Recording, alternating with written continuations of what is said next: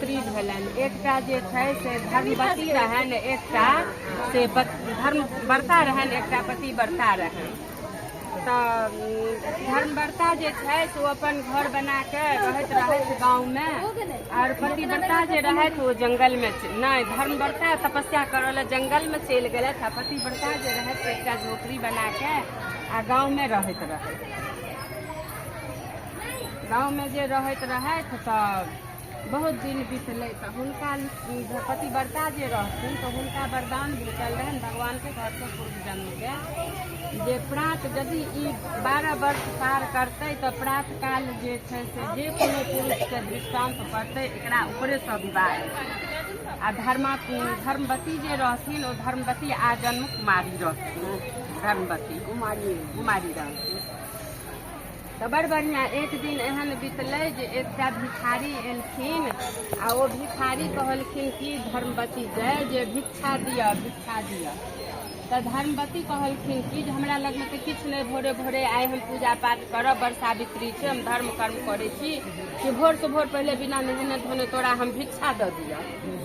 तो वो कहलखिन कि जे भिखारी कहलखिन कि है हमरा यदि तू भिक्षा नहीं देना तो हम श्राप दे देबो, श्राप देबो तो तोहर पूरा जंगल जड़ के भस्म भ। तो वो कहलखिन कि धर्मवती जैसे आप तू श्राप दे दे, चाहे जे करे जंगल बचावे चाहे डाह दे जे करे, लेकिन हम जा नहाब धोब नहीं, जा बड़ सावित्री के पूजा नहीं करब, तामे बट वृक्ष के पूजा नहीं करब, ताबे तक हम भिक्षा नहीं देब। वो महात्मा क्रोध भऽ वो की केलखिन तो श्राप दऽ देलखिन। जंगल में आगि लग गेलै, जंगल में जे आगि लग गेलै तो पूरा जंगल हाहाकार भऽ जरि गेलै। फिर ओतऽ वो महात्मा जे एला भिखारी तो वो पतिव्रता के झोपड़ी लग एलखिन, एगो झोपड़ी बना के पतिव्रता जे रहै छलथि तो हुनका बहिन के तो जंगल जतऽ रहै छलनि सेटा जड़ पर जरि गेल। तो धर्मवर्ता जे छै से एकटा ओहि ठाम पीपल बड़ के वृक्ष भेटलनि, ओ बड़ वृक्ष तर में बैसल छलियै, कने छलियै। ताबे ओ भिखारी एलखिन पतिव्रता लगला, पतिव्रता से जे भिक्षा मंगलखिन तो पतिव्रता कहलखिन कि जे एखन जे हम अहाँके भिक्षा दऽ दिअ से अहाँके पता नहीं है जे हम एकटा जड़ जे छै से आइ अथी जेठ मास कृष्ण पक्ष के अमावस्या छै, कम से कम 1 लोटा जल तो हमरा बट वृक्ष में देबऽ दिअ तब ना कम भिक्षा देब। महात्मा कहलखिन नहीं, हमरा जल देबऽ से पहले हमरा भिक्षा दिअ, भिक्षान दे। कहलखिन नहीं, जा हम बट वृक्ष में जल नहीं ढारब ता हम भिक्षा नहीं देब। महात्मा कहलखिन कि हमरा यदि भिक्षा नहीं देबै तो हम श्राप दऽ देब, जड़ के और झोपड़ी जड़ के भस्म भऽ जाएत। तो पतिव्रता कहलखिन कि तू हमरा ओ धर्मवर्ता जाने बुझे छै जे कौआ के शरापे गाय मरे छै, कौआ शराप दऽ देलकै, तू अपन पावर देखा के देखा आ हमर झुग्गी जरा के तू देखा जे केना जड़ जाइ छौ, हम जा बट जल नहीं ढारब ता तोरा हम भिक्षा नहीं देब। वो महात्मा कोट कोशिश केलखिन कहुना एकर झोपड़ी के हम जरा दिए, लेकिन एते भव्य पतिव्रता जन्म लेने रहथिन जे महात्मा के ताकत नहीं भेलै जे हुनकर झोपड़ी जरा। तो कहलखिन तू हमरा से बुझे छै जे तू हमरा बहन के जंगल जरा के एली तो तू हमरो झोपड़ी जरा देली, तू अपन अंदाजा खोल। महात्मा के बुझे नहीं भेलन, आगि लगायल घूर कर चलि गेला। महात्मा कहलखिन धन्य अहाँ धर्मवती से धर्मवर्ता से पतिव्रता के विशेष महत्व देल गेलै। तै के बाद प्रातु पहर जन बट वृक्ष के जल ढारि के ओ कन्या जे छै से अपन राति बितेलथि। प्रातु पहर जे भेलै तो बट वृक्ष में जे जल दैत रहथिन तो जे पहिला साल ब्राह्मणक बेटी के विवाह भेल रहन, बेटी पुतोह के हुनकर पूजा विधि विधान से होइत रहे। हाँ, विधि विधान से होइत रहे तो सारा देखलखिन, कलश लागल, नाग नागिन बोलल, लाबा बजाब के सब चीज भेल, कथा होय तो ओ जे पतिव्रता कहलखिन कि जे हे बट वृक्ष यदि हमरो विवाह ठीक से हैत तो हमहूँ जे छै से एते ओरियान कऽ के अहाँके पूजन करब।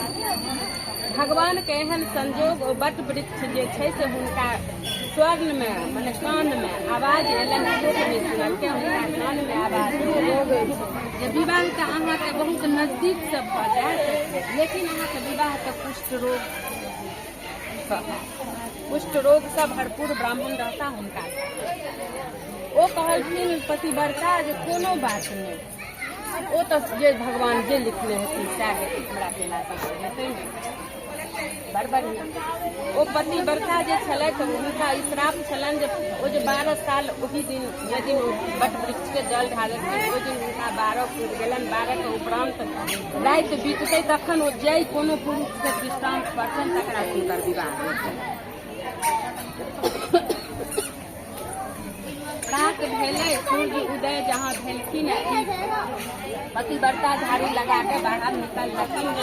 ओरियानी नहीं होइ छै अपना सबके, ओहिमे झाड़ू लगबऽ के लेल रोडे काते में घर रहन तो कुष्ठ रोग सब रोकते एकदम सब। ओ ब्राह्मण उम्हर से निकलल जाइत रहन। पहिला दृष्टि जे छनि से पतिव्रता के हुनके पर पड़लनि तऽ हुनका पतिव्रता रोकि देलखिन, कहलखिन कि अहाँ एहिठाम कनि काल पतिव्रता हुनका रोकि देलखिन ब्राह्मण के, और ओ सबके अपन बजेलखिन जे देखू जतऽ जे देवी देवता छी जे हमर समाज गण छी से सब सुनू। आइ प्रातः जे राति हुनका 12 वर्ष पूर्ति भऽ गेल और 12 के उपरांत राति बीत गेल। प्रातः जे हम उठलहुँ हँ तऽ हमरा हिनका से एहि ब्राह्मण से पहिला दृष्टांत भेल, हमर विवाह तऽ हिनके से सब कहऽ लगलनि जे बाप रे बाप एहन कुष्ठ रोग से ग्रसित एहन बड़ एहन सुंदर ई पतिव्रता एतेक सुंदर विश्व सुंदरी छथिन, हिनका ई कुष्ठ रोग से ग्रसित ब्राह्मण से विवाह केना हेतै। ओ कहलखिन नहीं भगवान जी हमरा लिखने छथि, लिखल हेतै तऽ इएह हमर नीक भऽ। नहीं लिखल हेतै तिनका से हिनकर सेवा हम करबनि, कोनो दिक्कत नहीं। तखन ओ जे हुनकर विवाह स्वीकार कऽ लेलखिन। हुनका जहन विवाह भऽ गेलनि, विवाह दान भऽ गेलनि, ओतऽ रहऽ लगली। हुनकर माता पिता जे छलनि हुनका पुत्र नहीं छलनि, हुनका जे विवाह भेलनि ओ रहऽ लगलनि। हुनका पुत्री के ब्राह्मण के अपन सेवा शुश्रूषा करैत आ हुनकर अंग अंग गलि गलि के खसैत। एक दिन ओ उठलथि, हुनका एगो टोकरी में लऽ लेलखिन, टोकरी में लऽ कऽ विदा भेलथि। पूछलखिन सबके तऽ समाज के लोग कहलखिन जहाँ गाम में जैसे कष्ट भोगै छी केओ देखऽ अबै हुनका लऽ कऽ से नहि हुनका टोकरी में धऽ लिअ आ गंगा किनारे चलि जाउ, हुनका गंगा लाभ करा देबै। गंगा स्नान करे में की पता ओहिसे या तऽ ई बचिए जेता या तऽ गंगा लाभे भऽ जेतै। ओ कहलखिन ठीक छै गंगा लाभ हम किया कऽ देबै, गंगा तट पर हुनकर हम सेवे करबै। टोकरी में लऽ कऽ पति विदा भेलथि। अहिना बट वृक्ष तर में सब जतेक जे ब्राह्मणक बेटी पुतौह रहथिन सब पूजा पाठ करै छलखिन हेँ। और जखन पूजा पाठ भऽ गेलनि तऽ ओ बर के अथी बर जे पकेने रहै छथिन तो बर तोड़ि कऽ फेंकलखिन, कहलखिन जे मर लिअ बर दिअ, मर लिअ बर दिअ। से ओ सुनलखिन पतिव्रता। तऽ पतिव्रता पूछलखिन कि जे ई कहू जे ई की कहै छियनि अहाँ सब बट वृक्ष के। तऽ सावित्री कहलखिन, ओहिमेसँ उठि कऽ विदा भेलखिन। सावित्री कहलखिन जे देखू हमरा से 12 वर्ष के सोहाग छला, सत्यवान से शादी भेल छला, हम सावित्री छी, हमरा माय बाप के हमरा संतान छी। तऽ हमरा बट वृक्ष के जे छै से आशीर्वाद से हमर सोहाग वापिस आयल। तऽ हम बट वृक्ष के हर साल अहिना पूजा करै छियनि बर पका कऽ। आ ओ बर जे पीछा फेंकै छियनि से कहै छियनि जे बर लिअ, आगाँ जे फेंकै छियनि तऽ कहै छियनि मर दिअ। जे बर तऽ हमर लेलहुँ आ मर जे छै से हमरा वापिस कऽ दिअ, सेहो हमरा वापिस कऽ देलनि। ओ जामे हुनका से बतिया लगलखिन का जे छै से कुष्ठ रोग ब्राह्मण के प्राण छूटि गेलनि। टोकरी में प्राण छूटि गेलनि। ओ कानऽ लगलखिन तऽ सावित्री जे छै से अपने जतेक पूजा के सामग्री आनने रहथि सब चीज हुनका देलखिन, हुनका पतिव्रता के। कहलखिन अहाँ कानू नहि हिनका टोकरी एहिठमा धऽ दियौ, अहाँ एहि बट वृक्ष के पूजा करू। वएह हुनका देलखिन। ओहिठमा से माटि कनि कोड़ि कऽ बिछारा बना देलखिन। अपने जे दूध लाबा रहनि सब चीज सब ओरियान कऽ के अपने में देलखिन, विधि विधान से पूजा करेलखिन और कथा हुनका सुना देलखिन। कथा जखन आधा भेलै तऽ ओ ब्राह्मण के अंग जे छै से हिलऽ लगलनि। आधा कथा भेलै तऽ ओ अपना शरीर के हिलेलखिन। जहन कथा तेहाई चौथाई भाग पर गेलै तो ओ आँखि खोललखिन। तऽ सावित्री कहलखिन कि सुनू एहि आम लऽ कऽ जे जल दै छियनि ई आम हिनका मुँह में चटा दियौ। हुनकर जहन पूजा पाठ सबटा उपरांत भऽ गेलनि, बट वृक्ष में जहन ओ पंखा होकऽ लगलखिन तऽ ओ जे कुष्ठ रोग वाला ब्राह्मण छलखिन हेँ ओ ओहिमे से आँखि ताकि के टोकरिए में बैसते होश जे रहथिन तऽ होश में आबि गेल। होश में एलखिन तऽ बट वृक्ष में जल ढारि कऽ ओही जल लऽ कऽ तुलसी देह जे छै ओ पतिव्रता हुनका नहा देलखिन। नहा धो कऽ ओ आम जे जल देने रहथिन आम जे रहनि ताहि आम में से एक कतरा काटि के हुनका खुआ देलखिन। खुआ के जो टोकरी उठबऽ लगलखिन हुनका प्रेम केलनि, किया तऽ ओ पहिले से पूरा कुष्ठ रोग हुनकर ओही वृक्ष के नीचा में से त्याग भऽ गेलनि। ओ एकदम खूब सुंदर जे छै ब्राह्मणक संतान बनि गेलखिन। और ओ पतिव्रता जे छै ओहि दिन से राजकुमार के साथ वो तो खूब सुंदर रहबे करत। ओहि राजकुमार के साथ जे छै से अपन टाइम पास करऽ लगलथि। हुनका संग टाइम पास करैत हुनकर आशीर्वाद सँ बट वृक्ष के आशीर्वाद सँ हुनका 7टा पुत्र भेलनि। 7 गो पुत्र भेलनि। तो 7टा जे पुत्र भेलनि तो सबके पहिला के जे विवाह करऽ गेलखिन दोसर बेर जे हुनकर बट सावित्री एलनि तो विषहारा बनेनाइ बिसरि गेलखिन। ओ पतिव्रता विषहारा के पूजा केनाइ जे ओ बिसरि गेलखिन तो वो बेटा के जे विवाह होबऽ गेलनि तो बियाह के बेटा अबै छलनि तो बड धूप लगलनि। बट वृक्ष के नीचा ओ आराम करऽ लगलखिन। बट वृक्ष के नीचा जो आराम करऽ लगलखिन तो ओ बड़ वृक्ष के धोधर में वो नाग रहथिन से निकल के उनका बेटा के डसि लेलकनि। तो दोसर बेटा के जे मरि गेलखिन वही वृक्ष तर में हुनका सब प्रकार क्रिया भऽ गेलनि। दोसर बेटा के जे विवाह करऽ लए भेजलखिन तो कहलखिन अहाँ कतौ आराम नहि करब, हुनका छत्ता लऽ कऽ भेजलखिन। वो जे छत्ता लऽ कऽ गेलखिन तो एकटा रास्ता में जे जाय लगलखिन तो कनिटा के धार फल्गु नदी जकाँ भेलनि। फल्गु नदी जे पार करऽ लगलखिन तो जूता हाथ में लेलखिन, खाली पैरे जे जाय लगलखिन तो पानि में हुनका डसि तो ओ ओही धारे में खत्म भऽ गेल। तखन तेसर के जे विवाह होबऽ लगलनि तो माय कहलखिन कि जे नहि अहाँ बिना जूता के बिना छत्ता के नहीं जात, पैर में जूता लिअ हाथ में छत्ता लिअ तखन अहाँ एहि पर से पार उतरब। कहलखिन ठीक छै। पैर में जूता पहिर लेलनि, हाथ में छत्ता पहिर लेलनि। डोकरा जे नेने से जाय जे लगला हुनका बड़ जोर से पेशाब लगलनि। रोड छोड़ के किनार में जो ओ गेलखिन पेशाब करऽ से कोनो वृक्ष पर में ओ लटकल रहथिन, चट दऽ हुनका देलखिन। ओ तेसरो खत्म भऽ गेल। अहिना होइत होइत में 6टा खत्म भऽ गेलखिन। 7म जे बियाह कऽ कऽ आबऽ लगलखिन हुनकर कन्या बड़ धर्मवती रहथिन। धर्मवती जे रहथिन ई कहलखिन कि पतिव्रता जे एतेक पैघ पतिव्रता हम एतेक पूजा पाठ करै छी आ ई की कारण छै जे हमरा संगे ई चीज भऽ रहल है। तो ओ जे धर्मवती पुतोहु भेलनि ओ आबऽ लगलखिन तो ओ जो आबै छलखिन हँ दुरागमन कऽ के जे बियाह कऽ कऽ तो हुनका रास्ता में या बट वृक्ष भेटलनि। बट वृक्ष जे भेटलनि तो एहिठमा रुकि गेलनि। अपना पति के कहलखिन जे एहिठमा अहाँ जूता छत्ता सब धरू।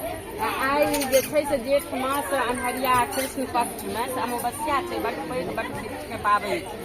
अहाँ दुकान से एतेक सामग्री हम लिखै छी सब चीज हमरा आनि दिअ। एहिठाम हम पूजा कऽ के तखन हम घर जायब। घरवला कहलखिन जे घर चलू ओतऽ वापिस आबि कऽ पूजि। कहलखिन हम पूजि के तखन घर जायब। हुनका ई पता रहनि जे हमर 6टा भैंसी वृक्ष के नीचा में वो सब फिर ओहिठमा से माटि अनलथि, नाग नागिन बना के बजाबते से पूजा पाठ केलनि। पूजा के प्रसन्नता से बड़ वृक्ष से यमराज एलखिन। कहलखिन जे हम अहाँके पूजा से बड्ड प्रसन्न छी, अहाँ मांगू जे की मांगै छी। ई बट वृक्ष कथी से छथिन? कथी से छथिन?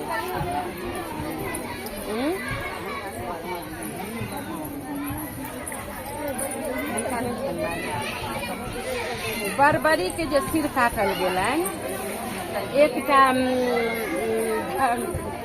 पुण्यनाशक नदी छै ने, पुण्यनाशक नदी भेलै जे आइ तक केओ ओकर स्पष्ट नहीं केलकैया।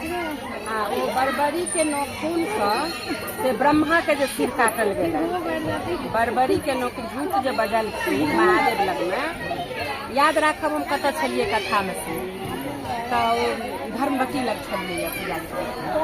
बरबरी के कहलखिन महादेव जे ब्रह्मा जी झूठ बजलथि अपना नौखुन हुनकर सिर काटू। कटलखिन कि ना तो बरबरी सिर काटि देलकनि। सिर जे ब्रह्मा जी के जे सिर काटि देलकनि तो ओहिसे जे रक्त निकललै से तो पुण्यनाशक नदी गेलै। सिर जे बचलनि से बट वृक्ष में जोड़ि देलखिन। तो ब्रह्मा जी के सिर छियनि ना, सब्जी के सिर छियनि ओ बट वृक्ष तऽ ओ भऽ गेल। तऽ ओ धर्मवती जे रहथिन से ओ बट वृक्ष के पूजा पाठ कऽ कऽ आ धर्मराज जहन एलखिन कहल जे हम अहाँके पूजा से बड़ प्रसन्न छी, मांगू अहाँ की मांगै छी। तऽ ओ कहलखिन, धर्मवती कहलखिन जे हम मांगै छी हमर ननिया सास ससुर अंधा अंधी छथि, हुनका नेत्र दियौन, और हमर सास ससुर विरोगसँ पतिव्रता जे छथि और ससुर जे ब्राह्मण छथि हुनका दुनूके जे घर खसि पड़ल छनि से हुनकर काया निरोग कऽ दियौन। और 6टा जेठ के जे हमरा एहिठुमा हरण भेल छथि से 6गो हमरा वापिस कऽ दियौ। ओ 6गो के साथी हम विषहारा के पूजा केलहुँ आ 6गो के साथी दूध लाबा लोक तय चढ़बै आ 6गो के साथी हम पूजा कथा केलहुँ और 6गो के हम जोड़ा लगा के लऽ जायब जे आइ के बाद से पृथ्वी पर पूरा शोर करा देबै, ढिंढोरा पिटवा देबै जे बट सावित्री के वृक्ष के पूजा केला से जेठ मास अमावस्या के जे छै से कोनो तरहक ओकरा धर्म पुण्य पति बाल बच्चा के कोनो कुशक कलेप नहि भऽ सकै छै। ओहि लऽ कऽ बट वृक्ष के बहुत उत्तम मानल गेलनि हैं। बरसाइत पाबनि पूजि के लोक जाइए तो अपना घर में श्रेष्ठ के जरूर प्रणाम करऽ के चाही, जरूर अपना कुल देवता के याद कऽ के प्रणाम करऽ के चाही और बट वृक्ष के नियम धर्म से पूजा कऽ के जे अंजाम संधान एते हमरा अबै छै।